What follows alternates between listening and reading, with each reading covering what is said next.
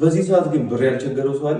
አብዛኞቻችን ስራችንን ለማስኬድም ስራ ለመጀመርም ብር በጣም እያጠረን ተቸግረናል። ይህንንም ችግራችን ለመፍታት ከቤቢ ጋር ቁጭ ብለን አውርተንበት ነበር። ተነጋግረን የወሰንነው እንግዲህ ብድር ለመውሰድ ነበር። እንድንወስን ካደረጉ መስፈርቶች አንዱ ድርጅቱ ከደሞዝ ዋስትና ጀምሮ እንደሚያበድር ስላወቀ ነው። በዛ ላይ ከ2500 ሰዎች በላይ የብድር አገልግሎት ሰጥቶ ትርፋማ ሆነዋል። እኛም የዚህ ድል ተካፋይ ለመሆን ነው፣ ለንግዳችን ነው ለመበደር ያሰብነው። እኛም ቀጥታ ጉዟችን ያደረግነው ወደ ትጋት የገንዘብ ቁጠባና ብድር ኃላፊነቱ የተወሰነ የህብረት ስራ ማህበር ነው። ሌሎችም የተለያዩ የብድር አገልግሎት ይሰጣል። ለቤት፣ ለመኪና፣ ንግድ ለማስፋፋት፣ ቤት ለማደስ አሳማኝ መሆኑ ምክንያቶች መበደር እንችላለን። ከ10 ሺህ ብር ጀምሮ እስከ 10 ሚሊዮን ብር ድረስ ያበድራሉ። 60%ን በአንዴ ከቆጠብን ቀሪውን 40% ወዲያው እንደሚሰጡን ስላረጋገጥን እኛም ገንዘቡን አስቸኳይ ለስራችን ስለፈለግነው ተስማምተን ልንበደር ነው።